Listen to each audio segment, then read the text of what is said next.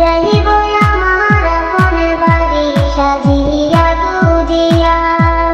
ওরে কাফন দিয়া সাজাও তোমরা যতন করিয়া।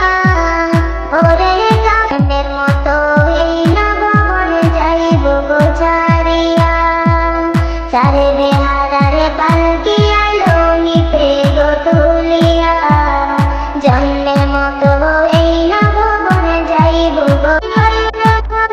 আমায় তোমরা বলবো না বুঝিয়া। সবাই কইরা ক্ষমা যাইব আমার আপন বাড়ি সাজিয়া গুজিয়া। গোসল শেষে